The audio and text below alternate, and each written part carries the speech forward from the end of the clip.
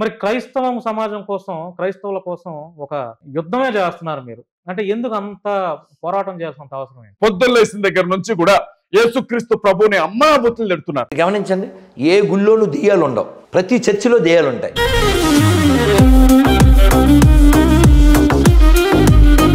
అంత విరుచుకు పడుతున్నారు కదా హిందువుల మీద, అంత విరుచుకు పడుతున్నారు. ఏంటి మీ వెనక ధైర్యం ఏంటి? అసలు మీకు ఎవరున్నారు? దానికి నేను భయపడినా. ఈ ఉడత ఊపులకి తాటాకి చప్పులకి నేను భయపడే వ్యక్తిని కాదు. చూసుకుంటూనే ఉండలేకపోతున్నాను. ఇప్పుడు నా బిడ్డ జోలికి ఎవడైనా వస్తే నేను ఊరుకోను కదా, లేకపోతే నా భార్య జోలికి ఎవడైనా వస్తే నేను ఊరుకోను. మా అమ్మ నాన్న ఎవడైనా ఏదైనా అంటే నేను ఊరుకోను కదా. క్రైస్తవ సంఘాన్ని కానీ, లేకపోతే క్రీస్తుని కానీ, మరియ తల్లిని కానీ, బైబిల్ గ్రంథాన్ని కానీ, పరిశుద్ధ గ్రంథంలో ఉన్నటువంటి అపోస్తులను కానీ, ప్రవక్తలను కానీ, క్రైస్తవ్యాన్ని కానీ ఏమన్నా అంటే నేను ఊరుకోను.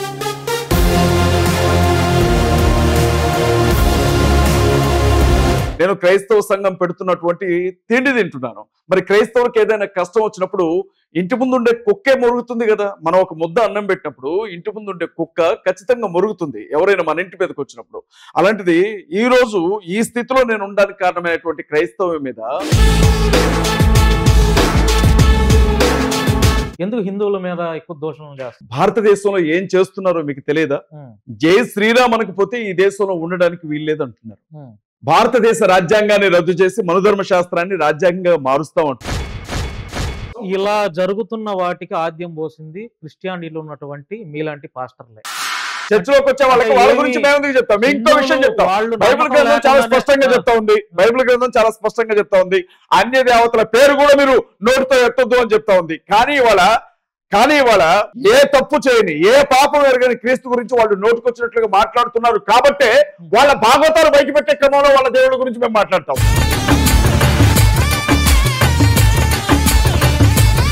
ఇవాళ బైబిల్ గ్రంథాన్ని విమర్శించడానికి ముందు వీళ్ళ గ్రంథాలను వీళ్ళు ఒక్కొక్క గ్రంథాన్ని చదివి వినిపించమని చెప్పండి. నేను వాళ్ళు అడుగుతున్నానండి. రామాయణ మహాభారతం ఎన్నిసార్లు చదివారు మీరు? ఎవరు? మీరు ఎన్నిసార్లు? రామాయణ మహాభారతం గురించి చదివి తెలుసుకునేంత చరిత్ర ఏమి లేదు అక్కడ.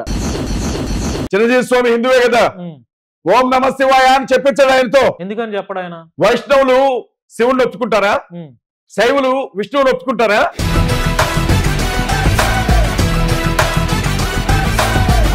వాళ్ళు బైబిల్ గురించి మాట్లాడితే ఊరుకో. మేము హిందువులను ప్రేమిస్తున్నానని నేను 100 సార్లు చెప్తున్నాను. ఈ శశి మీడియా సాక్షిగా చెప్తున్నాను. అయ్యప్ప స్వాముల్ని దీక్ష పెట్టుకుంటారు కదా అయ్యప్ప స్వాములు, భిక్షకి రమ్మనండి, నా ఇంట్లో భిక్ష ఏర్పాటు చేస్తాను నేను. మీరు ఇలా విరుచుకు పడుతున్నారు, ఖచ్చితంగా విరుచుకు పడుతున్నారు. బీజేపీ ఆర్ఎస్ఎస్ వాళ్ళ యొక్క హిట్ లిస్ట్ లో మీరు ఉన్నారు, తెలుసా మీకు? అది బీజేపీ ఎన్నో ఈ పాటికే బెదిరింపు కాల్స్ కూడా వస్తున్నాయి. బ్రదర్ నేను విషయం చంపేస్తామని బెదిరింపు కాల్స్. బీజేపీ ఆర్ఎస్ఎస్, బహుశా బీజేపీ ఆర్ఎస్ఎస్ వాళ్ళు మీ మీద ఇంకా 100% ఫోకస్ పెట్టలేదేమో నాకు అనిపిస్తుంది. బీజేపీ ఆర్ఎస్ఎస్ వాళ్ళు నన్ను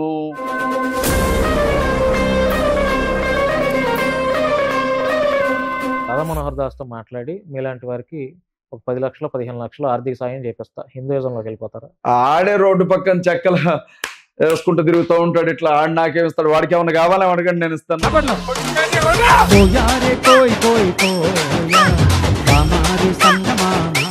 హలో హాయ్ నమస్తే, వెల్కమ్ టు శశి టీవీ. నేను భాను మేకల. ఈరోజు ఒక ప్రముఖ పాస్టర్తో నేను ఇంటర్వ్యూ చేయబోతున్నాను.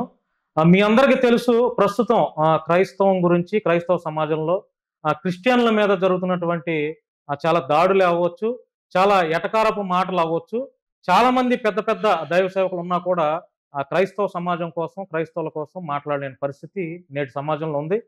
అలాంటి క్రైస్తవత్వం గురించి ఎవరెవరైతే హిందువులు క్రైస్తవ సమాజాన్ని వ్యతిరేకిస్తూ మాట్లాడుతున్నారో, క్రైస్తవ సమాజం మీద ఆరోపణలు చేస్తూ పాస్టర్లు అందరూ దొంగలని ఎవరైతే మాట్లాడుతున్నారో, అలాంటి వారికి ధీటుగా ఒక యుద్ధమే చేస్తున్నటువంటి ఆ పాస్టర్తో నేను ఈరోజు ఇంటర్వ్యూ చేయబోతున్నాను. ఆయన 2 తెలుగు రాష్ట్రాల్లో బాగా సుపరిచితమైనటువంటి వ్యక్తి. కొత్తగా నేనైతే పరిచయం చేయాల్సినంత అవసరం లేదు. మీరే చూడండి. అన్నా నమస్తే. నమస్తే బాగున్నా. ఎలా ఉన్నారు? బాగున్నా. అంటే క్రైస్తవ సమాజం కోసం ఎవరు అంటే పెద్ద పెద్ద పాస్టర్లు చాలా మంది ఉన్నా కూడా ఒక చిన్న స్థాయి వ్యక్తి మీరు. అంటే పేరైతే 2 తెలుగు రాష్ట్రాల్లో తెలిసినా కూడా ఆర్థికంగా మీరు వెనకబడినటువంటి పాస్టరే మీరు, అవునా కదా? మరి క్రైస్తవం సమాజం కోసం, క్రైస్తవుల కోసం ఒక యుద్ధమే చేస్తున్నారు మీరు. అంటే ఎందుకు అంత పోరాటం చేయాల్సినంత అవసరం ఏంటి? నా కుటుంబానికి కష్టం వస్తే నేనే కదన్నా మాట్లాడాల్సింది. నేను ఒక క్రైస్తవుణ్ణి, నేను ఒక చర్చ్ పాస్టర్ని, క్రైస్తవ సంఘానికి నేను ఒక ప్రతినిధిగా ఉన్నాను. మరి క్రైస్తవుల గురించి మాట్లాడేటప్పుడు దానికి సమాధానం చెప్పాల్సింది నేనే కదా.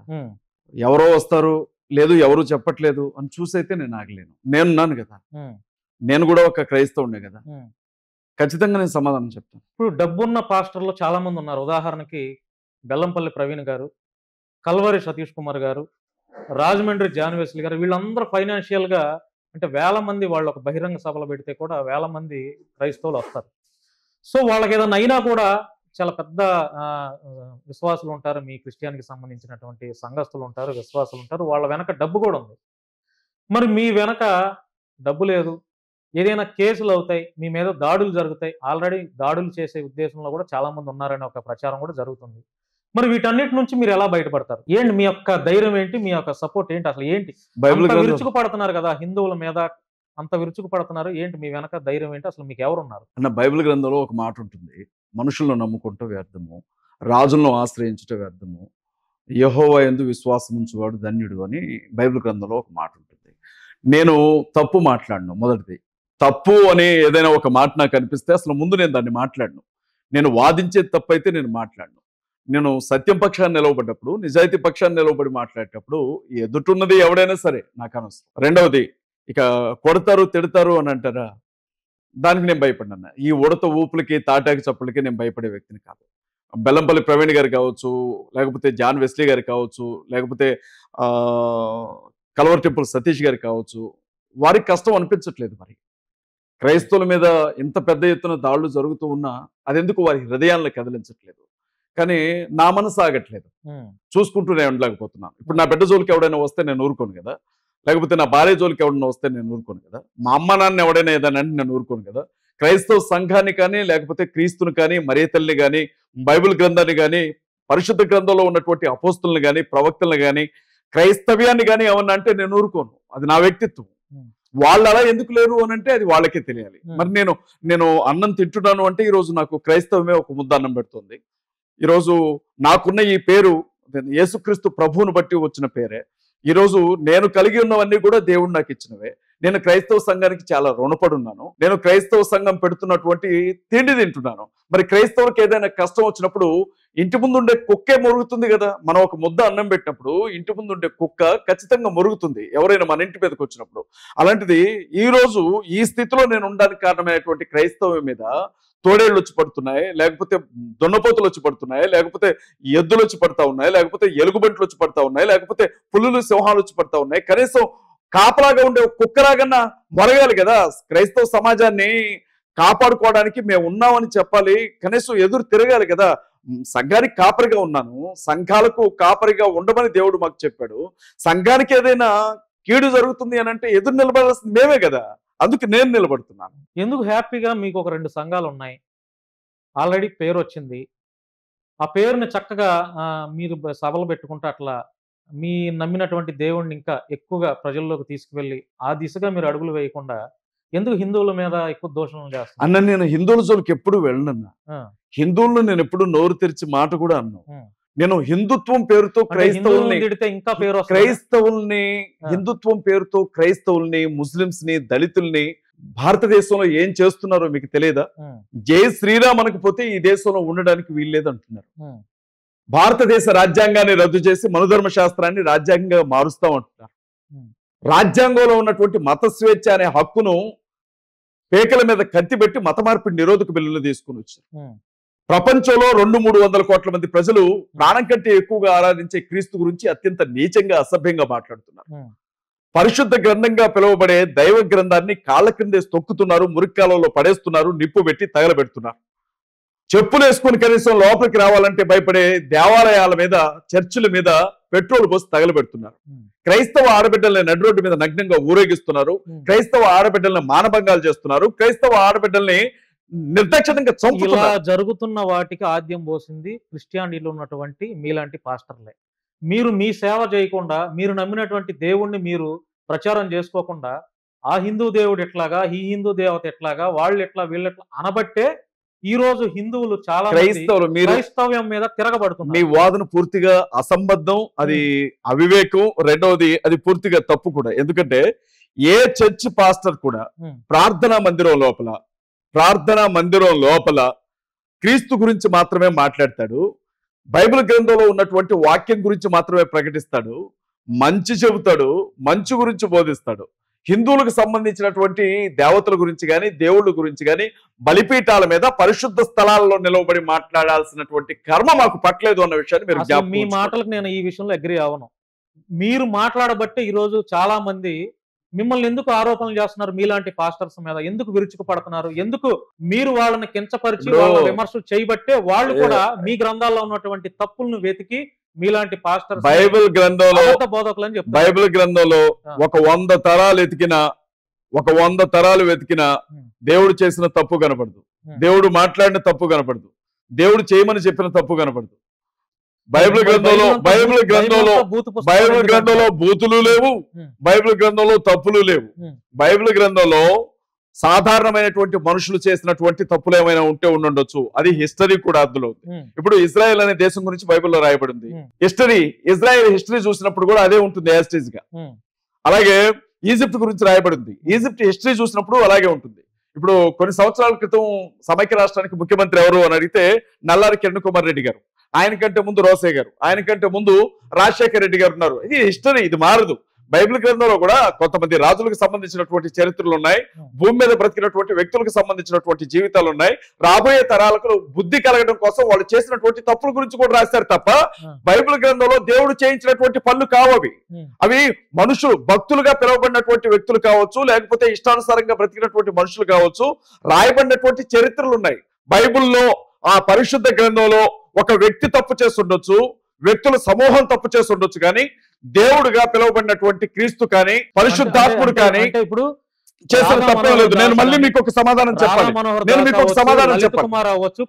రాధా మనోహర్ వాళ్ళకి ఎటువంటి బుర్ర లేకుండానే చదవకుండా బైబిల్ బూత్ పుస్తకం ఎవరు రాధా మనోహర్ దాస్ కావచ్చు, లేకపోతే కరుణాకర్ సుగ్నా కావచ్చు, లలిత్ కుమార్ కావచ్చు, లేకపోతే అంతకంటే ముందు మీరు అడిగిన విషయానికి నేను సమాధానం చెప్పాను. హిందూ దేవుళ్ళ మీద పడి మీరు ఏడుస్తున్నారు కాబట్టి వాళ్ళు క్రైస్తవుల గురించి మాట్లాడుతున్నారు అని. హిందూ దేవుళ్ళ మీద పడి ఏడవలసిన కర్మ మాకు లేదు. అక్కడ ఏముంది సరుకు ఏడవడానికి? అక్కడ ఏం సరుకు ఉందని చెప్పి మేము ఏడవాలి. చర్చిలోకి వచ్చే వాళ్ళకి వాళ్ళ గురించి మేము ఎందుకు చెప్తాం? మీ ఇంకో విషయం చెప్తాం.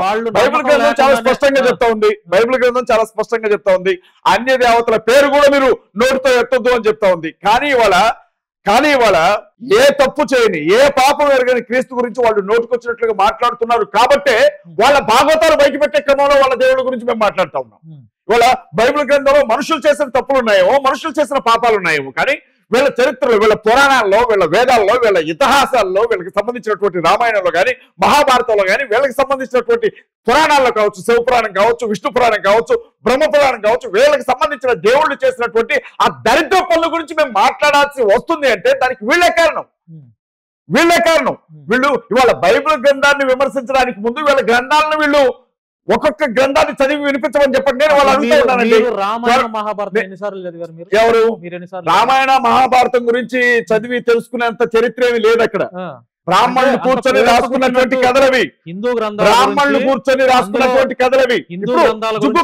ఏ కథల గురించి, ఏ విషయాల గురించి మీరు మాట్లాడుతున్నారు? భగవద్గీత హిందువులు ఇప్పుడు మీరు నేను ఒక విషయం చెప్తున్నాను వినండి. మా క్రైస్తవులకు బైబిలే ప్రమాణం, మీ హిందువులకి ఏం ప్రమాణం?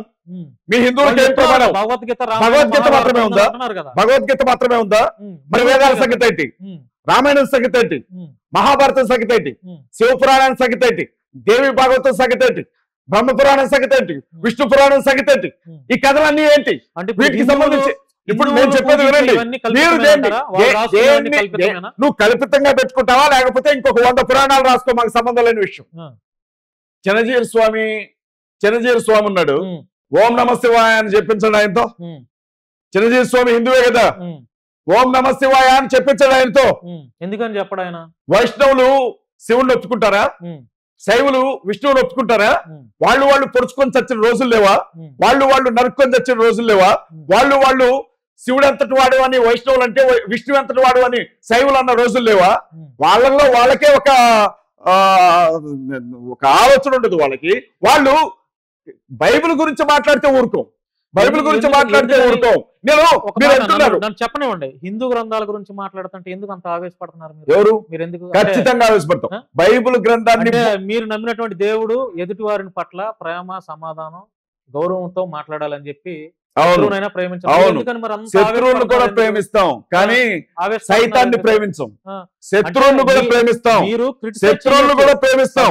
పరంగా విమర్శలు చేయొచ్చు, కానీ శత్రువులను కూడా ప్రేమిస్తాం, కానీ సైతాన్ని ప్రేమించమని ప్రభు చెప్పలా. హిందువులు అంటే ఎందుకో ద్వేషంలా కనపడుతుంది నాకైతే. నా అత్తమావులు హిందువులు, నా బావమరిది హిందువు, నా ఇరుగు పొరుగు వాళ్ళు హిందువులు, నేనుండే వీధిలో ఉండే వాళ్ళందరూ హిందువులు, బాబాయ్ పిన్ని అని పిలుచుకునే వాళ్ళు హిందువులు. మీకు మొదటి నుంచి చెప్తున్నాను, నేను హిందువులకు వ్యతిరేకం కాదు. నేను హిందువులకు వ్యతిరేకం కాదు. నేను రాధా మనోహర్ దాస్ లాంటి ఒక చీడ పురుగుకి వ్యతిరేకం. ఇక్కడ నాదో ప్రశ్న ఉంది, అడగండి. మీ వీధిలో వాళ్ళంతా హిందువులు, ఇంట్లో వాళ్ళంతా హిందువులు? ఇంట్లో వాళ్ళు కాదు, నా ఇంట్లో ఏ హిందువు లేడు, నా బంధువుల్లో హిందువులు ఉన్నారు. మీ బంధువుల్లో హిందువులు? అవును. ముందు వాళ్ళని క్రైస్తవులకు మార్చారు. నేను చెప్పామా? మార్చండి మరి. మీరు క్రైస్తవ ధర్మాన్ని మేము సువార్త ప్రకటిస్తాం, సువార్త ప్రకటిస్తాం. విన్నవారికి నచ్చితే వస్తాడు, లేదు మా మామయ్యకి నచ్చలా, ఆయన రాముడికి దండం పెట్టుకుంటాడు, విష్ణువుకి దండం పెట్టుకుంటాడు, శివుడికి దండం పెట్టుకుంటాడు. ఆయనంత మాత్రాన నా భార్య తండ్రి కాకుండా పోతాడా? ఇంటికి వస్తాడు, కడుపు నిండా అన్నం తింటాడు, నచ్చితే ప్రేయర్ జరిగేటప్పుడు లోపలికి వచ్చి కూర్చుంటాడు, నచ్చకపోతే వెళ్ళిపోతాడు, గుళ్ళోకి వెళ్ళి దండం పెట్టుకొచ్చుకుంటాడు. బంధుత్వాలను తెచ్చేసుకుంటావా ఆ మాత్రానికి? నేను ఒక విషయం చెప్తున్నానండి, క్రైస్తవులతోనే రిలేషను, క్రైస్తవులతోనే స్నేహం, క్రైస్తవులతోనే బంధుత్వం, మిగతా వాళ్ళు ఎవరితో కూడా మాకే సంబంధాలు లేవని మేము చెప్పామా? మీరు విన్నారా ఎక్కడైనా? మీరు విన్నారా ఎక్కడైనా? నేను చెప్పలేదు ఆ మాట. మేము హిందువులను ప్రేమిస్తున్నానని నేను 100 సార్లు చెప్తున్నాను. ఈ శశి మీడియా సాక్షిగా చెప్తున్నాను.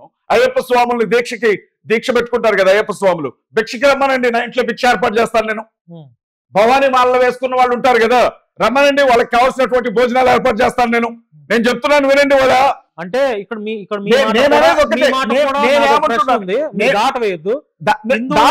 కాదు, హిందువులను భిక్షకు రమ్మనండి, అవును, లేకపోతే అయ్యప్ప స్వామి మాల వేసుకుని భిక్షకు రండి అని. అవును. మరి మీ బైబిల్లో అవి విగ్రహారాధన చేయకూడదు, ఎవరు? అన్ని మత నేను అన్నం పెడతానంటున్నాను. మరి ఇప్పుడు విగ్రహారాధకులకు అన్నం పెడతాను. విగ్రహారాధన చేయకూడదని రాసి పెట్టినప్పుడు వాళ్ళందరూ మీరు ఎలా భిక్ష పెడతారు? విగ్రహారాధన చేయనండి, లేకపోతే చెట్లకు దండం పెట్టుకోనండి, పుట్టకి దండం పెట్టుకోనండి, పాముకి దండం పెట్టుకోనండి, కుక్కకి దండం పెట్టుకోనండి, చేపకి దండం పెట్టుకోనండి, వాళ్ళకి వాళ్ళే దండం పెట్టుకోనండి, లేకపోతే తెగిపడ్డ లింగాలకి దండం పెట్టుకోనండి. మాకు సంబంధం లేదు. ఆకలితో ఇంటికి వస్తే కడుపు నిండా అన్నం పెట్టి పంపిస్తాం. దీనికి మతంతో సంబంధం లేదు.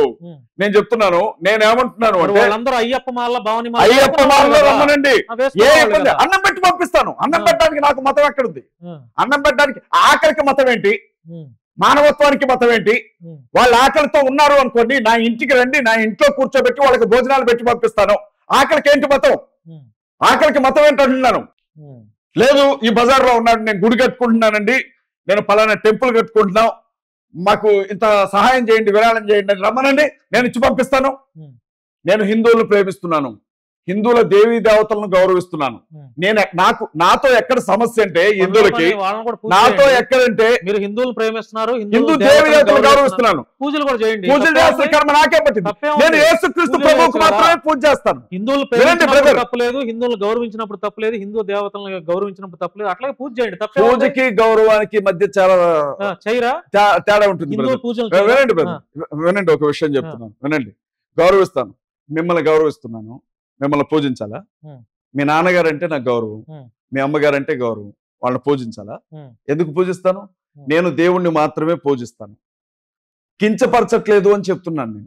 నేను యేసుక్రీస్తు ప్రభువును మాత్రమే సొంత రక్షకునిగా అంగీకరించాను. బ్రదర్, నేను రోడ్ల పక్కన ఎలా బతకాలో తెలియక తిరుక్కుంటా 4 రోడ్లన్నీ తిరిగి ఆ పని చేసి ఈ పని చేసి చివరికి సుఖంగా బతుకుదామని బైబిల్ పట్టుకోవాలా. నా వ్యక్తిగత జీవితంలో ఒక సాక్ష్యం ఉంది. యేసుక్రీస్తు ప్రభువు నిజంగా దేవుడు అని చెప్పి నా జీవితంలో జరిగిన ఆశ్చర్య కార్యాన్ని బట్టి నేను తెలుసుకున్నాను.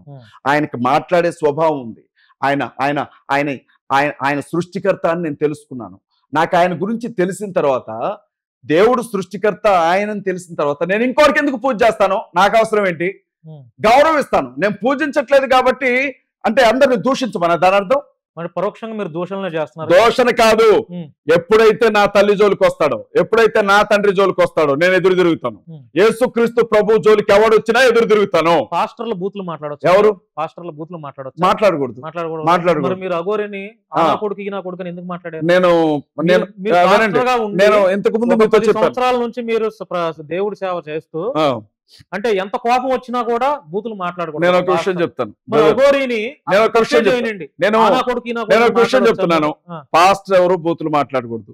బూతుల ఎన్నో, పోకిరి మాటల ఎన్నో, సరస్వతి బైబిల్ చెప్పిందిగా.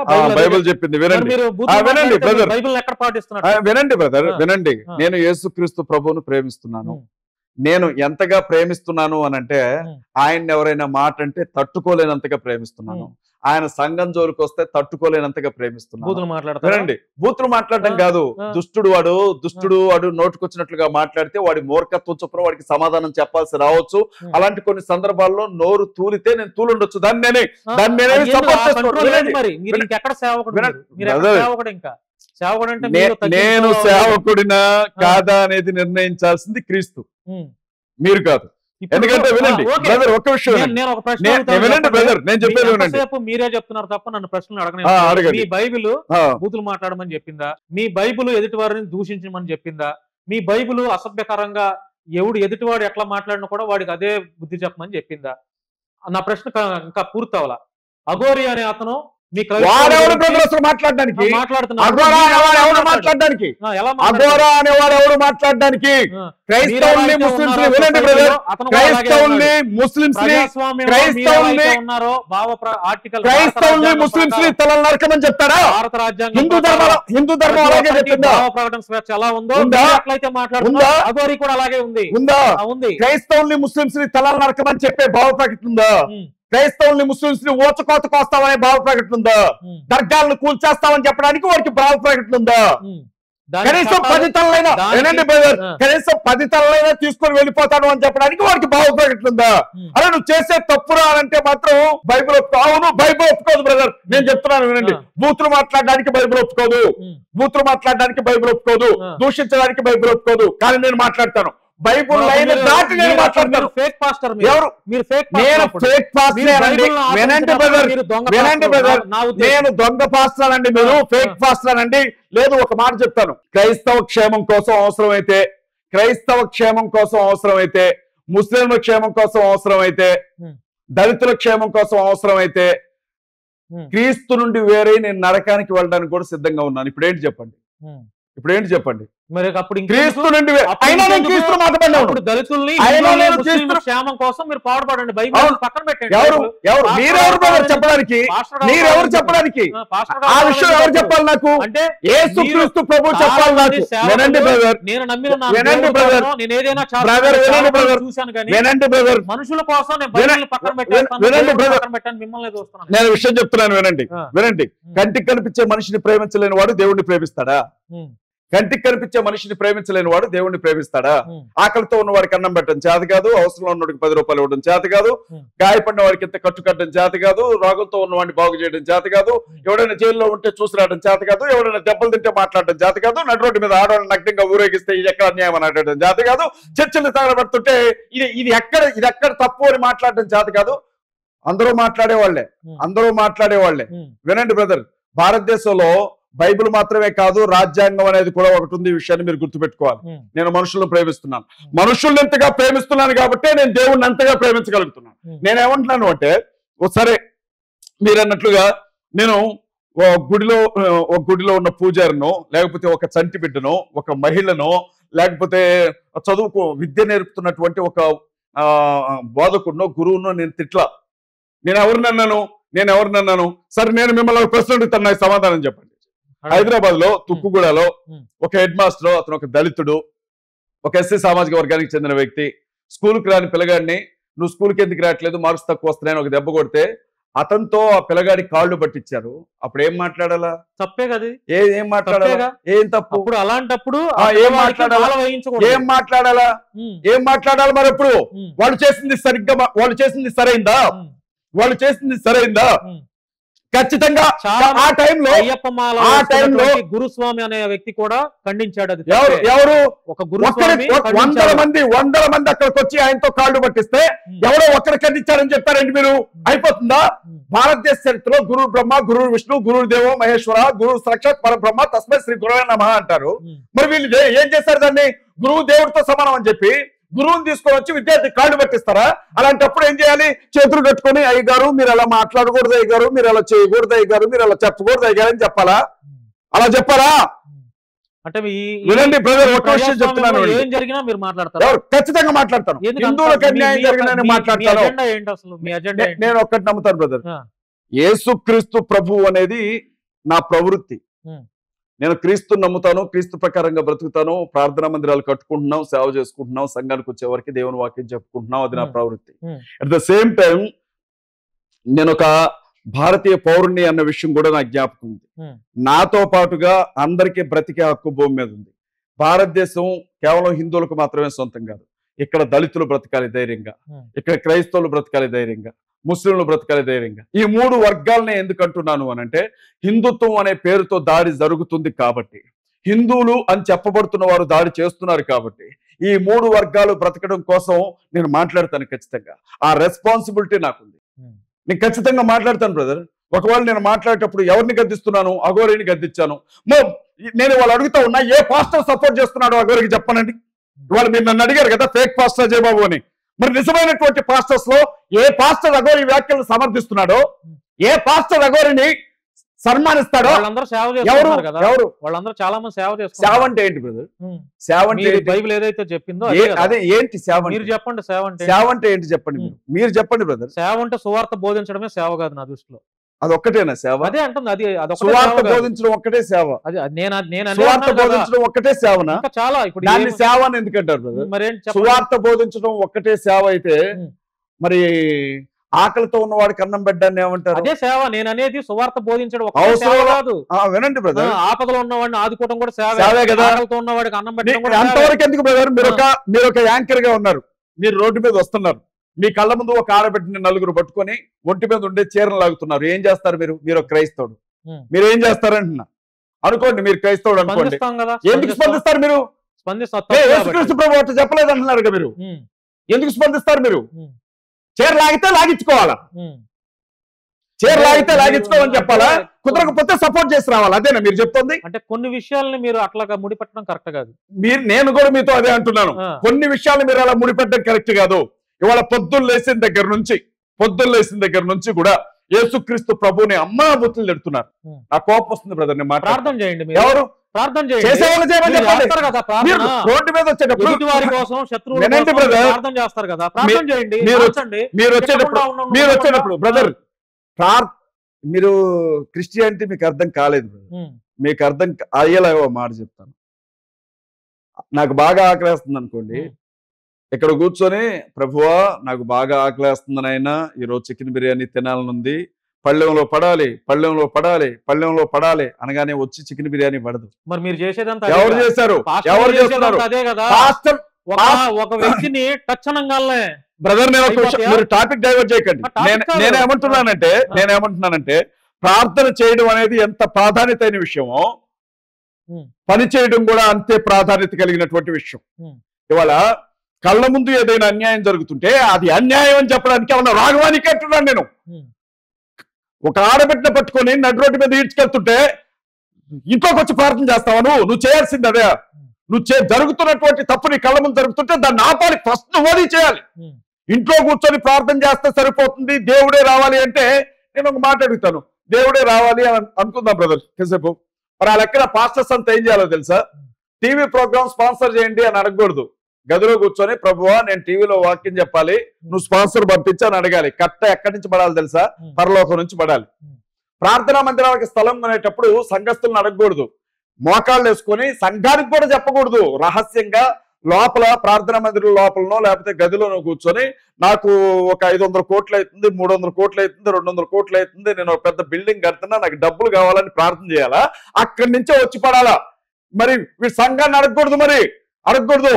పరిచయం బహిరంగ సభ పెట్టడానికి వెళ్తున్నా, నాకు తిరగడానికి కారు లేవు, కారు వ్యాన్ కొనుక్కోవాలా, 12 కోట్లు 13 కోట్లు కావాలని సంఘం మీద మరి అడుక్కోకూడదు. మరి సంఘాన్ని అడుక్కోకూడదు, ప్రతి నెల దేవుణ్ణి అడుక్కోవాలా. CMDF అని పెట్టి నేను ప్రజలు అడుగుతాను.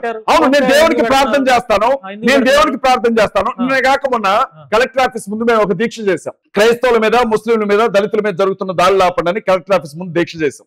కలెక్టర్ ఆఫీస్ ముందు దీక్ష చేయడానికి పర్మిషన్ తీసుకోవాల్సి ఉంటుంది పోలీస్ డిపార్ట్మెంట్ లో. మీరు జర్నలిస్ట్, మీకు తెలుసా విషయం. దానికి ఖర్చు అవుతుంది. అక్కడ టెంట్లు వేయాలి, దానికి ఖర్చు అవుతుంది. చైర్లు వేయాలి, దానికి ఖర్చు అవుతుంది. వచ్చిన వాళ్ళకి సాయంత్రం కాకుండా వెళ్ళిపోయేటప్పుడు వాళ్ళకి భోజనం పెట్టాలి, దానికి ఖర్చు అవుతుంది. నేను అదే అంటున్నాను కదా.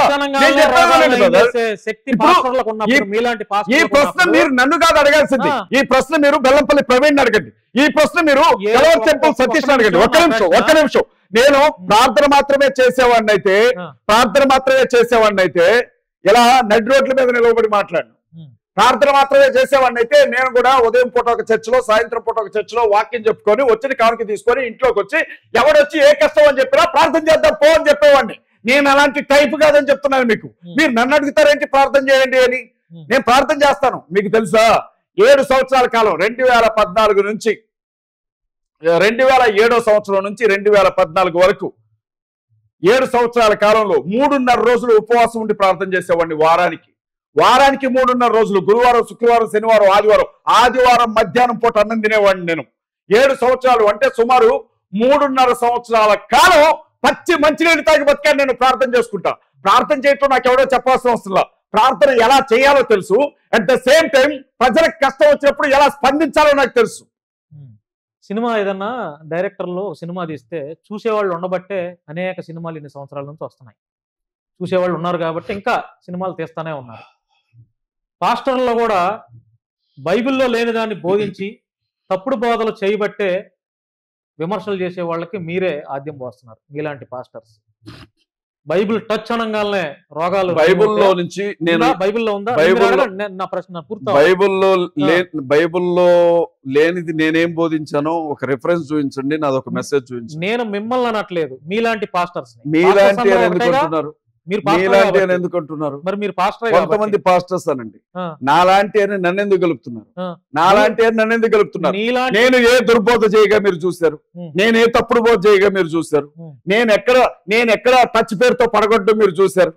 నేను ఎక్కడ మోసాలు చేయగా మీరు చూశారు? చెప్పండి. ఇవన్నీ బైబిల్లో ఉన్నాయి అసలు? ఎవరు? ఇవన్నీ అద్భుతాలు. టచ్ ఇప్పుడు టచ్ అని పడగొడతాడు ఒకడు. మరి నేను ఒక మాట అడుగుతాను. ఫ్రూట్స్ ఇవ్వడం ద్వారా కూడా పిల్లలు పుడతారా? ప్రార్థన చేసి ఒక విషయం చెప్పిన. నిన్న నేను ఒక విషయం చూస్తాను. ఏంటంటే ఒక బిలీవర్ ఇంటికి వెళ్ళాను. టీవీలో ఒక ప్రోగ్రామ్ వస్తుంది. బత్తాలు బూడిద తీసుకొచ్చి మీద పోతున్నారు పాస్టర్ మీద. ఆ బూడిదలోనే ఉంటాడంట. బూడిదలో ఉండి ప్రార్థన చేస్తారంట ఉపవాసం. ఏందిరా నాయన కదా అని అంటే, పాత నిబంధనలో మీరు బూడిద పోసుకొని ప్రార్థన చేయండి అని ఉంటుంది. పాత నిబంధన కొట్టివేయబడింది. అయినా దాన్ని తీసుకొచ్చి ఇప్పుడు జనాల మీద రుత్తా ఉన్నారు. ఏది ఆ బూడిదని తీసుకొచ్చి పోసుకొని జనాలందరినీ రండి బూడిదలో కూర్చోండి పొరలండి అంటున్నాడు. టచ్ అని పడగొట్టడం. అయితే బైబిల్ గ్రంథంలో అపోస్తుడైన పౌలు ఉన్నాడు. ఆ పౌలు గారు ఒకరోజు రాత్రిపూట దేవుని వాక్యం మాట్లాడుతూ ఉంటారు.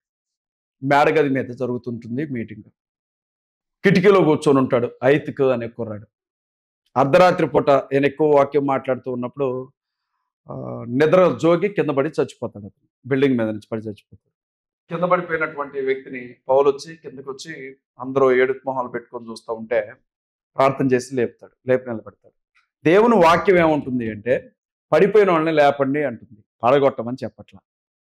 దేవుని వాక్యం ఏం చేస్తుందంటే, పడిపోయిన వాళ్ళని లేపుతుంది, నాశనం అయిపోయిన వాళ్ళ జీవితాలని బాగు చేస్తుంది, మోడుబారిన బ్రతుకుల్ని చిగురింపజేస్తుంది, సర్వనాశనం అయిపోయిన జీవితాలని మళ్ళీ దారిలోకి తీసుకొస్తుంది.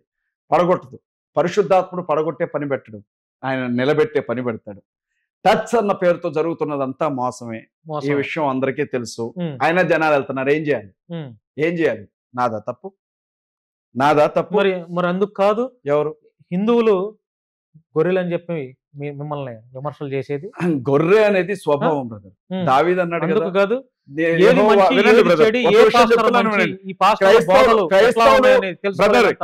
హిందువులు ఎప్పుడు కూడా మమ్మల్ని గొర్రెలు అనలేదు. మమ్మల్ని అంటే అరగుండు గాడు, ఆ రాధా మనోహర్ గాడు, లేకపోతే ఆ ఎల్కే గాడో, లలిత్ కుమార్ గాడో, లేకపోతే ఆ కరుణాకర్ సుగ్గుణ గాడో, లేకపోతే వాడు ఆడమగ గాని మాడగాడో వీళ్ళంటారు. గొర్రె దావీదే ఉన్నాడు, నేను ఆయన గొర్రెని, యెహోవా నా మంచి కాపరి, నేను ఆయన గొర్రెని అని అన్నాడు కదా. గొర్రె పిల్ల అంటే అది వినయానికి, విధేయతకి, మంచి స్వభావానికి అది గుర్తుగా ఉంటుంది. అది అంతే తప్ప గొర్రె పిల్ల అనేది అది పాపం చేసేది కాదు, మంది మీద పడేది కాదు, చంపేది కాదు. మేము తోడేళ్ళం కాదు, బర్రెలం కాదు, పందులం కాదు, కుక్కలం కాదు. మరి మేము అంటున్నాం ఆ మాట? మీకులాగా బర్రెనా కొడుకులం కాదురా అని మేము అంటున్నాం ఆ మాట? అనట్లేదు కదా. మేము తోడేళ్ళం కాదురా అని మేము అనట్లేదు కదా.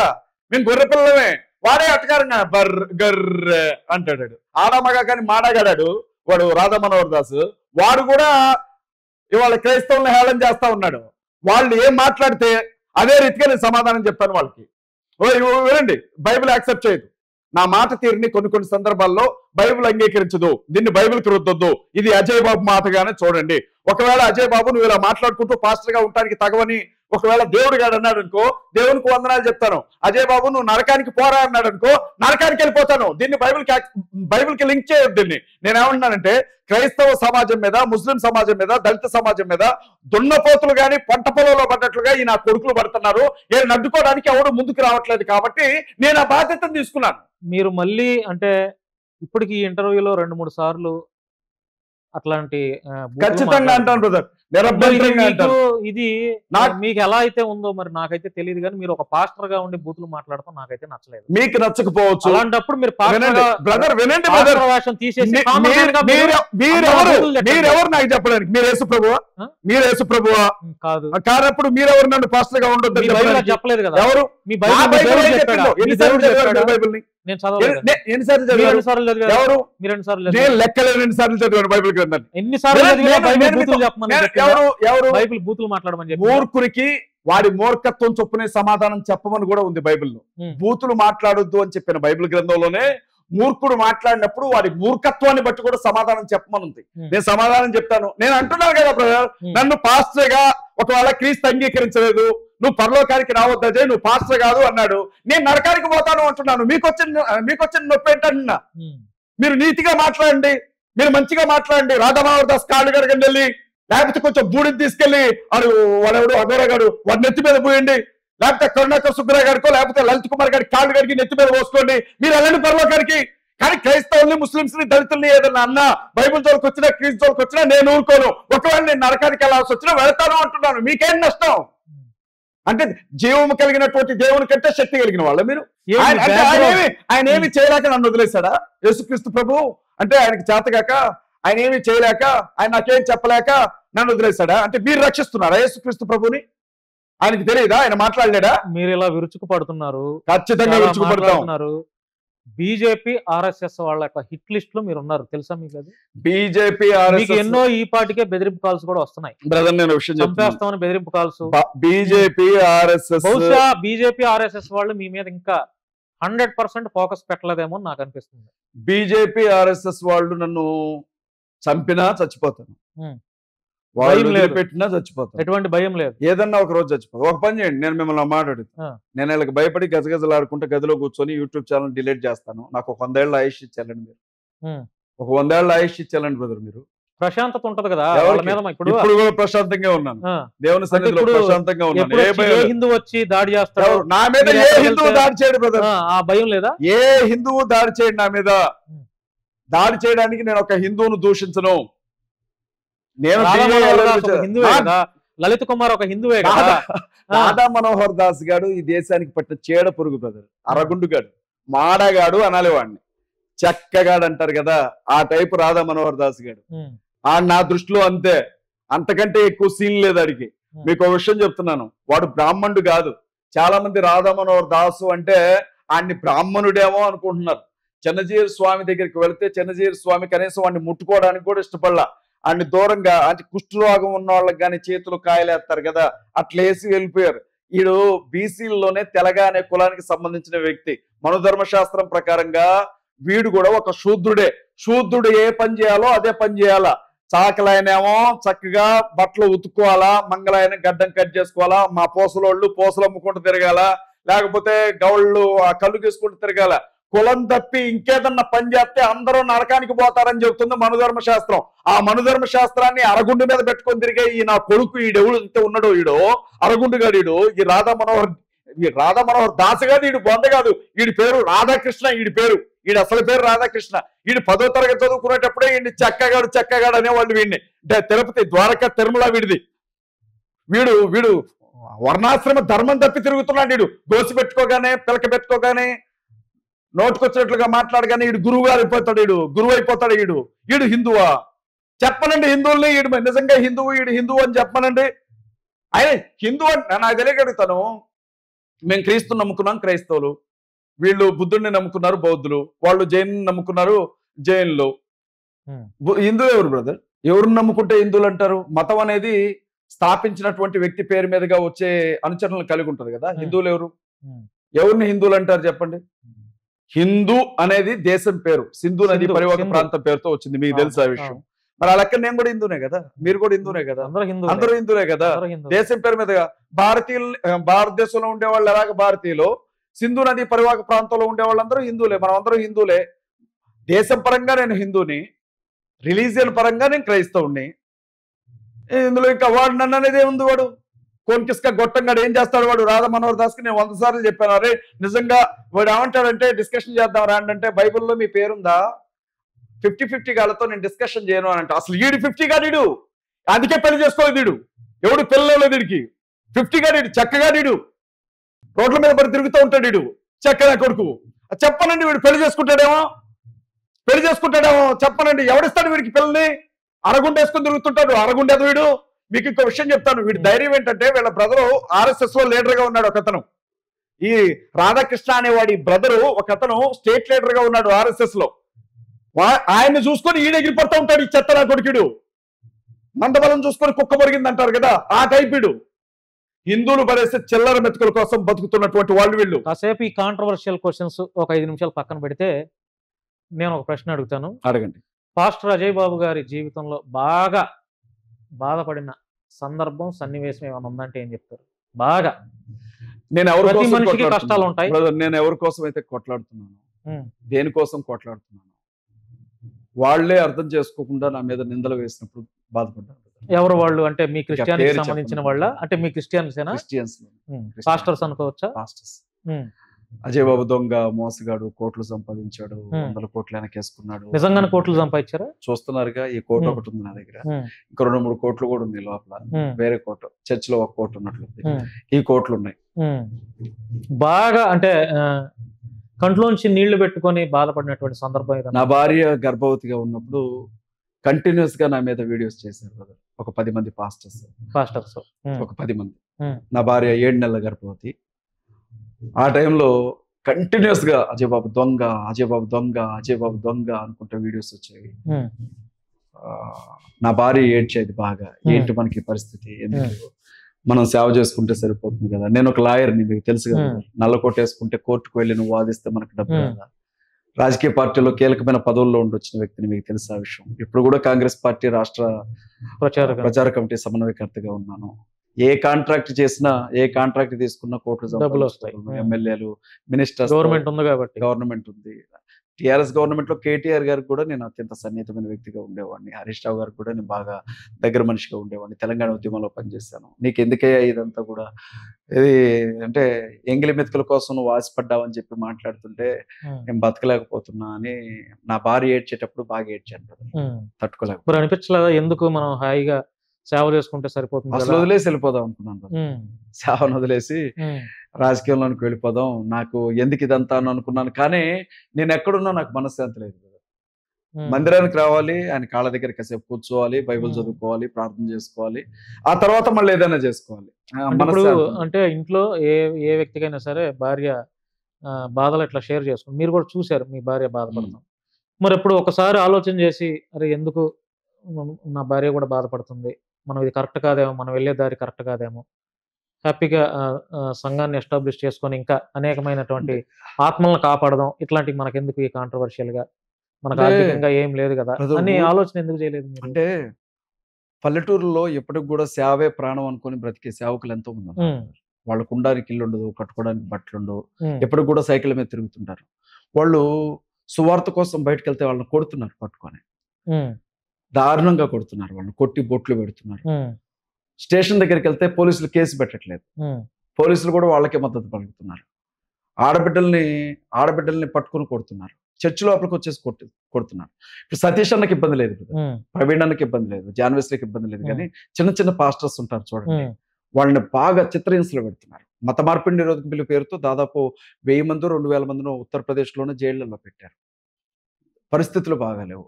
నేను కొద్దిగా మాట్లాడగలను, ధైర్యంగా ఈ రాజకీయాలు చూశాను, ఈ పోలీసుల పవర్ ఎట్లా ఉంటుందో తెలుసు నాకు, అధికారుల పవర్ తెలుసు నాకు, మినిస్టర్స్ పవర్ తెలుసు, సీఎం గారు ఎట్లుంటాడో తెలుసు.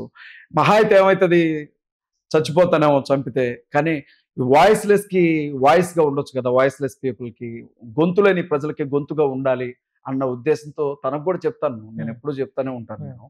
నేనేమో 100 ఏళ్ళు బ్రతుకును, ఒకవేళ మధ్యలో చనిపోతే, ఇప్పుడు తిన్నదరక చచ్చిపోతున్నారు చాలా మంది, ఫుడ్ పాయిజన్ అయి చచ్చిపోతున్నారు చాలా మంది, రోడ్ల మీద వెళ్ళేటప్పుడు ఏదో ఒక బండి తగిలి చచ్చిపోతున్నారు, రోగం వచ్చి చచ్చిపోతున్నారు. అలాంటిది దేవుని పనిలో చచ్చిపోతే కనీసం హతసాక్షిగా నన్న దేవుని దగ్గరికి వెళ్తాం కదా. చావనేది తప్పదు కదా బ్రదర్, తప్పించుకోవడం కుదరదు కదా. ఈ మాత్రం దానికి ఎందుకు మనం భయపడాలా? ఏం కాదు, ఆయన అనుమతి లేకుండా నా తల మీద వెంట్రుకు కూడా రాలదు అని చెప్తాను. ఇన్నేళ్ల మీ సువార్త పరిచర్య ప్రయాణంలో ఇప్పుడు మీ కష్టాలు చెప్పారు, బాధలు చెప్పారు, బాగా అంటే పట్టలేనటువంటి ఆనందం అంటారు చూసారా, ఆ హ్యాపీ మూమెంట్ ఏదైనా సందర్భం నా ఉంటే బిడ్డ చెప్తారా? పుట్టినప్పుడు బ్రదర్, నాకు 4 పిల్లలు చనిపోయారు. 4 పిల్లలు. 4 పిల్లలు. మాకు పెళ్ళై 13 ఏళ్ళు అవుతుంది దగ్గర. 4 బిడ్డలు గర్భంలోనే చనిపోయారు. ఇక పిల్లలు పుట్టరు అంటే అని డాక్టర్లు కూడా, గర్భసంచిలో ట్యూబ్ లో కూడా రప్చర్ అయిపోయింది నా భార్యకి. ఒక ట్యూబ్ తీసేశారు, అండాలు రిలీజ్ అయ్యే ఒక ట్యూబే ఉంది, అది కూడా మూసుకుపోయి ఉంది, బిడ్డలు పుట్టరు అని చెప్పారు. అనాథ పిల్లల్ని అడిగాము, చాలా మందిని పెంచుకోవడానికి అడిగాము, ఎవరు ఇవ్వాల. కనీసం మా ఎస్సీ ఎస్టీ పిల్లలు ఎవరైనా దొరికినా తెచ్చుకొని పెంచుకుందామని అడిగాము.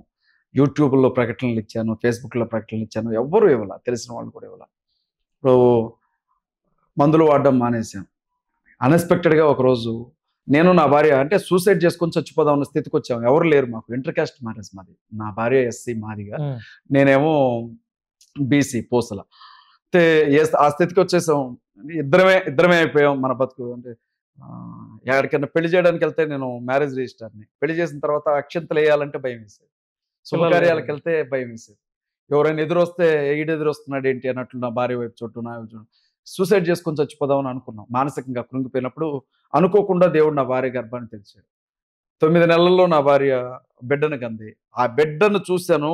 ఆ మహిళా దినోత్సవం రోజున పుట్టింది నా బిడ్డ, ఆరాధ్య జోయస్. ఆ పాప ముఖాన్ని చూశాను. నా జీవితంలోనే అత్యంత సంతోషకరమైన రోజు ఏదైనా ఉంది అంటే నా పెద్ద బిడ్డ ఆరాధ్య జోయస్, మా అమ్మ మా ఇంట్లోకి వచ్చిన రోజు బ్రదర్.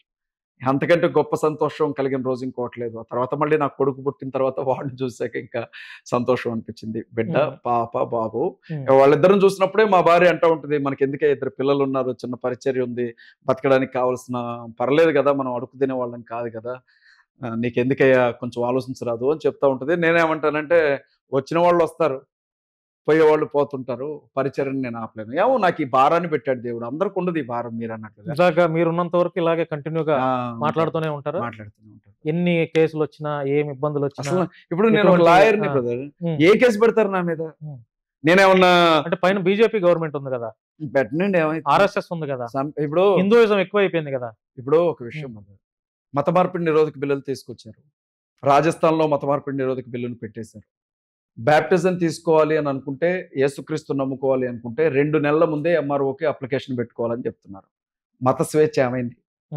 ఎవడైనా గవర్నమెంట్కి చెప్పకుండా క్రైస్తవంలోనికి మారితే 2 నుంచి 7 ఏళ్ల జైలు శిక్ష, 50,000 జరిమానా అంటున్నారు. ఎవరు మాట్లాడరు. మరి ఇలాంటిది ఒక బిల్లు వచ్చిందని క్రైస్తవులకు ఎవరు చెప్పారు? మార్చి 1 తారీఖున బిశ్రాంపూర్ అనే ఒక గ్రామం ఉంది ఛత్తీస్గఢ్లో. 4,500 మంది ఉంటారు ఇక్కడ. ఆవులను కోసుకొని తింటున్నారు వీళ్ళు, వీళ్ళని బ్రతకనివ్వద్దు, మనం ఒక 5,000 మంది నుంచి 50,000 మంది వరకు వెళదాం ఆ ఊరికి, ఇళ్లలోనికి దూరి ఆడవాళ్ళని బయటికి తీసుకొచ్చి మానభంగాలు చేద్దాం, రేపులు చేద్దాం, క్రైస్తవ ఆడబిడ్డల్ని కోడల్ని మానాలతో ఆడుకుందాం, చిన్నపిల్లల చేతులు నరుకుదాం అని పిలుపునిచ్చాడు ఆదేశ సోని అని. ఆ విషయం మేము మాట్లాడిన తర్వాత నేను అలా అనలేదు అని బ్యాక్ స్టెప్ తీసుకున్నాడు. మరి అలాంటి విషయాలు ఎవరు చెప్పాలా? ఇప్పుడు దేశంలో బ్రదర్ మరొక మణిపూర్ని తయారు చేసినట్లుగా తెలంగాణని, ఆంధ్రాని తయారు చేయాలని చూస్తూ ఉన్నారు. మరి ఇలా జరుగుతుంది, మనం యూనిటీగా ఉండాలని ఎవరు చెప్పాలా? నాకు ఇప్పుడు తెలియకుండా ఉంటే బాగుండు బ్రదర్, నేనేమి చెప్పను. నాకు తెలుస్తుండేసరికైనా సమస్య అవుతుంది. నాకు తెలిసింది ఇది అందరికీ తెలియాలా, ఖచ్చితంగా దీనివల్ల ప్రమాదం జరగబోతా ఉంది, వీళ్ళకి అర్థం కావాలా ఈ విషయం గురించి. మన వాళ్ళు ఇప్పుడు మాట్లాడకపోతే ఎప్పుడు మాట్లాడతారు. మీరు ఇందాక అడిగారే, నన్ను చాలా మంది అన్నారు వీడు క్రైస్తవుడు ఏంటి, వీడు ఒక గురువు, వీడు అసలు క్రిస్టియనే కాదు అని వీడియోలు చేశారు. వీడు పెద్ద రాబందీడు, అజయ్ బాబు గారు క్రైస్తవుల్ని పీక్ తింటా ఉంటాడు ఫోన్ పేలు గూగుల్ పేలు పెట్టి అని ఇప్పటికీ వీడియోలు చేసేవాళ్ళు ఉన్నారు నా మీద. ఇంకొంతమంది ఆడి రౌడీ ఆడి పెద్ద రౌడీ. నిజమే బ్రదర్, నేను చిన్నతనం నుంచి కూడా రౌడీలాగే బ్రతికాను. క్రైస్తవ్యంలో కూడా దుడుకు పేతురులాగా ఉంటాను. క్రీస్తు అంటే నాకు పిచ్చి బ్రదర్, నేను ఆయన మాట అంటే ఊరుకోలేను. ఒకవేళ రేపొద్దున నరకానికి పొమ్మంటే కూడా పోతాను నేను. అట్లా అని చెప్పి ఎవడి కొంపల కోల్చుట్లా, ఎవరిని రోడ్డు మీద పడి బూతు పంచాంగం తిట్టట్లా, నేను ఎవరిని నాశనం చేయట్లా. మా వాళ్ళ జోలికి వస్తే మాత్రం నేను ఊరుకోను. నువ్వు దెబ్బ కొడితే నేను 2 దెబ్బలు కొడతా. యేసు ప్రభు ఏమంటాడంటే ఒక చెంప మీద కొడితే ఇంకో చెప్ప చూపించమన్నాడు అన్నాడు కదా. నేను పాస్టర్ని, అదే పాటించాలిగా. కానీ ఎవడైనా వచ్చి అట్లాగే నా చెంప మీద కొట్టాలని చూస్తే చేయి నరికి చేతిలో పెడతాను నేను. కొంతమంది పాస్టర్స్ పేరు చెప్తాను, అంటే వారి గురించి మీ మనసులో ఏమనుకుంటున్నారు? నాకు అసలు పాస్టర్స్ గురించి పెద్దగా తెలియదు. అంటే బాగా పేరు కలిగినటువంటి పాస్టర్ పేర్లే చెప్తాను నేను. వాళ్ళ గురించి మీరు ఏమనుకుంటున్నారు? అంటే ఇప్పుడు కల్వరి సతీష్ గారు ఉన్నారు, వారి గురించి ఒక మాటలో చెప్పాలంటే ఏమనుకుంటారు? ఒక మాటలో, 1 word. అంటే మంచోడనా లేకపోతే బిజినెస్ మ్యాన్ ఎట్లా ఉంటాయి? అందరూ మంచోళ్ళే బ్రదర్, అందరూ మంచోళ్ళే. బతకడం తెలిసిన మంచోడు. ఫస్ట్ ప్రవీణ్ కుమార్ గారిని బతకడం తెలిసిన మంచోడు. బెల్లంపల్లి ప్రవీణ్ గారు ప్రేమ కలిగిన మంచోడు. రాజమండ్రి జాన్ వెస్లీ గారు తెలివి కలిగిన మంచోడు. కిరణ్ పాల్ గారు జ్ఞానం కలిగిన మంచోడు. చనిపోయినటువంటి హోసన్న గారు అపోస్తలుడు. పాస్టర్ అజయ్ బాబు గారు రౌడీ పాస్టర్. మళ్ళీ ఆ ట్యాగ్ లైన్ ఏంటి? రౌడీ పాస్టర్ అని. అంతే, నేను రౌడీని బ్రదర్. క్రైస్తవుల జోలికి వస్తే ఊరుకోను. ఏ పాస్టర్ కి ఆ ట్యాగ్ లైన్ లేదు పక్కన రౌడీ అని. నేను అంతే బ్రదర్, నన్ను అసలు పాస్టర్ గా చూడాల్సిన అవసరం కూడా లేదు. ఎవరో నలుగురు నాకు తెలిసి. అజయ్ బాబుకి మానవత్వం ఉందా? మానవత్వం అంటే ఆకలితో వచ్చిన వాడు నన్ను చంపేవాడైనా కడుపు నిండా అన్నం పెట్టి పంపిస్తాను బ్రదర్. నాకు తెలిసి బాగా సెన్సిటివ్, విపరీతమైన సెన్సిటివ్. మానవత్వం అంటే రోడ్ల పక్కన ఎవరన్నా అడుక్కున్నాడు కనపడితే జేబులో ఉన్నదంతా ఇచ్చి వెళ్ళిపోతాను, దేవుడే సాక్షి. సోషల్ మీడియా మీద మీ అభిప్రాయం ఏంటండి? సోషల్ మీడియా రాత్రికి రాత్రి హీరోలను చేసిద్ది, రాత్రికి రాత్రి జీరోలను చేస్తుంది. ఆ సోషల్ మీడియా ద్వారా మీరు ఈరోజు 2 తెలుగు రాష్ట్రాల ప్రజలకి సుపరిచితం అయ్యారు, అవునా? ఒప్పుకుంటారా? ఒప్పుకుంటారు.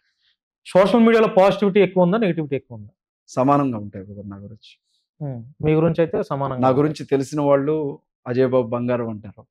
నా గురించి తెలియని వాళ్ళు, నా మాట కొంచెం కటువుగా ఉంటుంది అనుకునే వాళ్ళు, వాడు పెద్ద వేస్ట్ నా కొడుకు అని అంటారు. మీ ఫైనాన్షియల్ స్టేటస్ ప్రజెంట్ ఎలా ఉంది? నేను బ్రతకడానికి ఎవరి దగ్గర చేజాపాల్సిన అవసరం లేదు.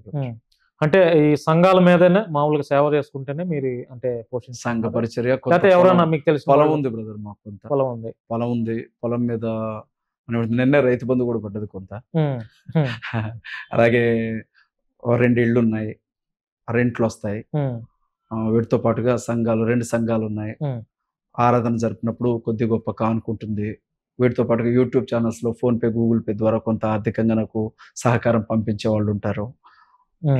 అంటే చాలా మంది ఇలా చెప్పరు పాస్టర్స్. ఏదన్నా ఒక అవసరం ఉంటే మా అన్నయ్యలు ఉన్నారు, 2 అన్నలు ఉన్నారు. అన్న నాకు కొంచెం కావాలన్నా అంటే నాకు ఎంతైనా పంపించేంత స్తోమత నా అన్నలకు ఉంది. పూర్తి స్థాయిలో భవిష్యత్తులో రాజకీయాల్లోకి సేవ, దేవుని సేవ. రెండవ అవకాశం వస్తే బ్రదర్ లేదు. నేను ఎంపీగా పోటీ చేసింది, ఎమ్మెల్యే పోటీ చేసింది కూడా కేవలం వాయిస్ వినిపించడానికి అంతే. భవిష్యత్తులో రాజకీయాల మీద లేదు బ్రదర్. సో మొత్తానికి అన్ని మాట్లాడేశారు, చాలా మాట్లాడారు. మరి మీతో ఇంటర్వ్యూ చేస్తున్నప్పుడు నాకు అనిపించింది ఏంటంటే, తప్పకుండా మీ మీద త్వరలో అటాక్లు అయితే జరగబోతాయి అనేది ఒకటి అనిపిస్తుంది. ఎందుకంటే ఎక్కడ మీరు తగ్గట్లా, కాంప్రమైజ్ అవ్వట్లా. చాలా అంటే దాడి చేయాలని నేను కోరుకోవట్లేదు. చెప్పండి ఓపెన్ గా. కోరుకోవట్లేదు. నేను దాడి చేయాలని, చేయమని నేను ఎవరిని ప్రేరేపించట్లేదు. ఎందుకంటే మీ నమ్ముకున్న సిద్ధాంతం, మీ నమ్ముకున్న దేవుడి గురించి హిందువులని ఎక్కువ బాగా దోషం చేస్తారు. అసలు నేను హిందువుల మాట కూడా అసలు ఈ విషయం మొదటి నుంచి మీతో నేను ఏకీభించట్లేదు, ఏకీభించను కూడా. పాస్టర్ అజయ్ బాబు టార్గెట్ ఏంటి అసలు? అందరూ బాగుండాలి బ్రదర్, అంతే. మమ్మల్ని కూడా బ్రతికినే ఉండి, క్రైస్తవుల్ని, ముస్లింస్ ని, దళితుల్ని బ్రతికినే ఉండి. ఇవాళ కూడా గుర్రం ఎక్కువ వచ్చాడు దళితుడు అని నోట్లో మూత్రం పోయేటువంటి బ్రదర్. ఇవాళ కూడా ఆకలి అవుతుంది, ఒక ముద్దన్నం పెట్టండి అని లైన్ లో నిలబడితే జై శ్రీరామ్ అంటేనే నీకు అన్నం పెడతామని చెప్పడం ఏంటి?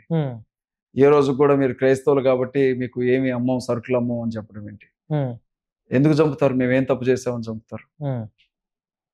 మేము భారతీయులం కాదా? భారతదేశంలో పుట్టి పెరగలేదా? మాకు ఎక్కడ హక్కులు లేవా? ఏ మనిషికైనా కూడా ఒక డ్రీమ్ ఉంటది. నేను నాకు అది ఆ డ్రీమ్ ఉంది, అది నేను ఫుల్ఫిల్ అవ్వాలి అని. అట్లా పాస్టర్ అజయ్ బాబుకి దేవుని ముందు నిలబడ్డప్పుడు మంచి పని చేసావని ఆయన నన్ను ఒక మాట అన్నాడు. అంతే డ్రీమ్. ఇంకా అంతే, డబ్బులు సంపాదించాలి, ఏం చేసుకో. మిగతా పాస్టర్ లాగా ఒక 10 కార్లలో ఈ రోజు కాన్వాయ్ ఉండాలి. దేవుడైన యెహోవా సాక్షి, ఇట్లాంటి ఆయన పేరు చెప్పి కోరికలు ఏం అబద్ధం లేవు. చెప్పలేను నేను. దేవుడైన యెహోవా సాక్షి. ఇప్పటికిప్పుడు చచ్చిపోవడానికి కూడా నేను సిద్ధంగా ఉన్నాను. నాకు దేని మీద ఆశ లేదు. చావంటే వాస్తవంగా చెప్తున్నాను, చాలా ఇష్టం నాకు. చనిపోయిన తర్వాత ఆత్మ శరీరాన్ని వదిలిపెట్టి వెళ్ళిపోయి ఆ స్థితి ఎలా ఉంటుందో చూడాలని ఆశ బాగుంటుంది బ్రదర్. నాకు చావంటే ఇష్టం. పరలోకం ఎలా ఉంటుందో చూడాలి, పరదేశం ఎలా ఉంటుందో చూడాలి, దేవదూతలు ఎలా ఉంటారో చూడాలి, అసలు చనిపోయిన తర్వాత ఏం జరిగిద్దో తెలుసుకోవాలి. ఇది బాగా ఇష్టం. చావంటే బాగా ఇష్టం. బతికంటే నాకు ఎట్లా ఉంటుంది అంటే, కడుపు నిండా తిన్న తర్వాత ఇంకా అన్నం పెడితే ఎలా అనిపిస్తుందో, అవసరమా ఈ లైఫ్ అనిపిస్తూ ఉంటుంది. బైబిల్తో పాటు రామాయణం, మహాభారతం ఇవి కూడా బాగా చదివినట్టున్నారు. అంటే ఎదుటి వారికి కౌంటర్స్ ఇవ్వాలి కాబట్టి ఆ ఇచ్చే క్రమంలో తెలుసుకోవాలి కదా. తెలుసుకున్నాను. ఆటోమేటిక్ గా హిందువుల గురించి కూడా పూర్తిగా తెలుసుకున్నారు, అందుకే ఇంత గర్జిస్తున్నారు అనమాట. ఫైనల్ గా అజయ్ బాబుని రాబోయే రోజుల్లో ఎలా చూడొచ్చు? ఎలాగే చూస్తారు బ్రదర్. మార్పు ఉండదు. ఎలాంటి మార్పు? ఎటువంటి మార్పు ఉండదు. మారితే ఈ డ్రెస్ లేకుండా మారుతాయేమో. ప్రతి వీడియోలో ఇలాగే కూర్చోలేం కదా. అంతే అంతే. మరి వాటికి బహుమతి రూపంలో మీకు చాలా దారుణమైన ఘోరాలు జరుగుతాయి. మరి ఆ బహుమతులు తీసుకోవడానికి సిద్ధంగా ఉన్నారా? ఇవ్వడానికి కూడా రెడీగా ఉన్నాను. ఏంటి మీ అంత బలం ఏంటి? అసలు ఎవరున్నారు మీ వెనక? ఎవరు నడిపిస్తారు? దేవుడే ఉన్నాడు బ్రదర్. ఏంటి మీ యొక్క మంది ఏమన్నా ఉన్నారా వెనక? గన్నులు పట్టుకొని తిరుగుతున్నారు నా వెనక. చూసారు ఎంతమంది ఉన్నారు సెక్యూరిటీ మా ఇంటి దగ్గర. అంటే ఏ మనిషికి వెనక ధైర్యం లేకపోతే ఇట్లా మాట్లాడరు కదా. ఏదో ఒకటి దేవుడే ధైర్యం బ్రదర్కి. అంతే. నడు రోడ్డు మీద నన్ను పట్టుకుని కొట్టినా 10 మంది రారు బ్రదర్. పొలిటికల్ పార్టీ సపోర్ట్ లేదు, ఎటువంటి ఏ పార్టీ సపోర్ట్. పరిచయాలు అయితే ఉన్నాయి. అన్ని ఎవరితో మాట్లాడాలి చెప్పండి, మీకు ఏమైనా పని ఉందా? చేసి పెడతాను. పరిచయాలు అయితే ఉన్నాయి, కానీ పొలిటికల్ సపోర్ట్ అడగరు. నేను నాకు తెలిసి ఖమ్మంలో తుమ్మల నాగేశ్వర గారి కోసం పెట్టిన అతిపెద్ద మీటింగ్ నేనే పెట్టాను. ఆయన గెలిచిన తర్వాత ఎమ్మెల్యేగా, ఎంపీగా, మినిస్టర్ అయిన తర్వాత ఈ రోజు వరకు ఎప్పుడైనా ఆయనకి నేను కనపడ్డానేమో అడగండి. ఒకవేళ సేవలోకి రాకుండా ఉంటే, అంటే మీరు పాస్టర్ గా ఇట్లా మారక ముందు రాజకీయాల్లో ఉన్నారు, రాజకీయాల్లో ఉండుంటే ఈ రోజు మీరు ఏ స్థాయిలో ఉండేవాళ్ళు? నన్ను ఎక్కడ తినిస్తారు బ్రదర్? నేను ఏమన్నా కమ్మనా, రెడ్డినా, వెలమనా? నేను ఒక బీసీని. ఎక్కడున్నా ఇదే స్థాయిలో ఉండేవాడిని, ఇంతకంటే ఎక్కువే ఉండదు. అప్పుడు రాజకీయాల్లో ఉన్నప్పుడు మీ కెరియర్ బాగుందా? సేవకుడుగా ఉన్నప్పుడు మీ కెరియర్ బాగుందా? కెరీర్ ఎప్పుడు బాగాలేదు బ్రదర్. ఇప్పుడు నేను సంతోషంగా ఉన్నాను అంతే. అంతే. ఫుల్ఫిల్డ్ గా ఇంకా కెరియర్ అయితే ఇంకా సెటిల్ అవ్వాలా? కెరీర్ అంటే ఏంటి బ్రదర్? నేను మనస్ఫూర్తిగా చనిపోవడానికి ఒక మనిషి ఎప్పుడైతే రాధా మనోహర్ దాస్ నాకు చాలా క్లోజ్. రాధా మనోహర్ దాస్ తో మాట్లాడి మీలాంటి వారికి ఒక 10 లక్షలు 15 లక్షలు ఆర్థిక సాయం చేపిస్తా, హిందూయిజంలోకి వెళ్ళిపోతారా? ఆడే రోడ్డు పక్కన చెక్కల వేసుకుంటూ తిరుగుతూ ఉంటాడు. ఇట్లా ఆడు నాకేమిస్తాడు? వాడికి ఏమన్నా కావాలని అడగండి, నేను ఇస్తాను. అంటే ఈ డబ్బులు ఇచ్చే ఇది ఎవరికి కనపడకుండా, మూడో కంటికి తెలియకుండా రాధా మనోహర్ దాస్ తో నేను మాట్లాడి ఒక 10 లక్షలు 15 లక్షలు నేను ఇప్పిస్తా హిందువులు. దానికి ఇంకొక ₹1,00,000 ఎక్స్ట్రా వేసి నేనే ఇస్తా. క్రైస్తవుల జోలికి రావద్దని చెప్పండి వాడికి. డబ్బుల కోసమే కదా వాడు వేషాలన్నీ. మీరు కూడా డబ్బుల కోసం అంటే? నేను డబ్బు కోసం చేస్తున్నాను మీకు అట్లా అనిపిస్తుందా? డబ్బు కోసమే చేస్తాను. మీరు ఇప్పుడు రాధా మనోహర్ దాస్ ని డబ్బు కోసమే, అతను కూడా అతను ధర్మం కోసం విరుచుకు పడుతున్నాడు అని అనుకోవచ్చు కదా. డబ్బుల కోసం ఎందుకు అంటున్నారు మీరు? మనం బతుకుదాం, 10 మంది. మీరు ఎట్లయితే అతను అన్నారు, అతను కూడా నువ్వు డబ్బుల కోసం అంటాడు. మనం బ్రతకాలి, 10 మంది బ్రతకాలనుకునేది ధర్మం. మనం మాత్రమే బతకాలి, 10 మంది చావాలనుకునేది ఎట్లా ధర్మం అవుతుంది బ్రదర్? అంటే డబ్బులకు అమ్ముడుపోరు పాస్టర్ అజయ్ బాబు. తీసుకొని రండి సూట్ కేసులు, అడ్రస్ చెప్పానా, తీసుకొచ్చి అక్కడ పెట్టండి. సో ఫైనల్ గా క్రిస్టియన్ సమాజం కోసం హిందువుల్లో ఉన్నటువంటి చాలా మంది, కొంతమంది మీ ఎవరైతే మీ క్రిస్టియన్ల మీద చెడుగా ప్రచారం చేస్తున్నారో వాళ్ళకి ఫైనల్ గా మీరు ఇచ్చే సందేశం? క్రైస్తవుల జోలికి రావద్దు, ముస్లింల జోలికి రావద్దు, దళితుల జోలికి కూడా రావద్దు. నేను మీ జోలికి రాను. ఒకవేళ వస్తే మీరేం చేస్తారు? ఒకవేళ వస్తే ఆల్రెడీ మీరు ఏం చేస్తారో మీకు అదే చేస్తాం, అంతకుమించి ఏం చేస్తాం? Tit for tat. కుక్క కరవడానికి వస్తే ఏం చేద్దాం? కుక్క, మీరు వీధిలో వస్తున్నారు, కుక్క కరవడానికి వచ్చింది, ఏం చేస్తారు? అంతే చేస్తాం. అంతే, దేనికైనా సిద్ధమే. అంతే, అసలు ఇంకా భయపడడానికి ఏముంది? దేనికైనా తెగించి రెడీగా ఉన్నారు. నేను మీకు విషయం చెప్తాను. నేను చచ్చిపోతే పిల్లలిద్దరిని తీసుకొని మీ ఇంటికి వెళ్ళిపోయి మీ అమ్మ నాన్నలతో సుఖంగా బతుకని చెప్పాను మా పాస్టర్ అడిగి చూడండి. ఎంతకంటే ఏం చెప్పాలి, నట్టింట్లో కూర్చొని చెప్తున్నాను మీకు. ఉమ్, నాకు ఏదైనా నేను చచ్చిపోతే పిల్లలిద్దరిని తీసుకొని చక్కగా మీ ఇంటికి వెళ్ళిపోయి అమ్మా నాన్నలతో బతుకు అని చెప్పాను. ఇంకెంతకంటే ఏం చెప్పాలి. ఉమ్. అన్నిటికీ తెగించి రెడీగా ఉన్నారు, సిద్ధంగా ఉన్నారు. ఇంకా ఆ ఆ స్థాయిలో మీరు మాట్లాడారు అంటే ఇంకా మీరు జీవితాన్ని కూడా వదిలేసినట్టే. ఇంకంతే, ఏం లేదు నా దగ్గర. Right, thank you Ajay you. బాబు గారు. మీ యొక్క విలువైన సమయాన్ని మా శశి టీవీ ద్వారా మాతో షేర్ చేసుకున్నందుకు థ్యాంక్స్ అన్న. చాలా మంచి విషయాల మీద Thank you very much. మాట్లాడుకున్నాం. సో ఫ్రెండ్స్, ఇది పాస్టర్ అజయ్ బాబు గారితో ఇంటర్వ్యూ. ఆయన నేను అడిగినటువంటి ప్రశ్నలకు సరైన సమాధానాలు చెప్పారా, లేదంటే ఆయన ఏం చెప్పాలనుకున్నారో, అసలు ఆయన మనసులో ఉన్నటువంటి చాలా విషయాల్ని నేనైతే చాలా కొత్తగా మాట్లాడించే ప్రయత్నం అయితే చేశాను. ఆయన మాట్లాడినటువంటి మాటలపై మీ యొక్క అభిప్రాయాల్ని కామెంట్ రూపంలో తెలియజేస్తారని మనస్ఫూర్తిగా కోరుకుంటున్నాను. Thank you so much.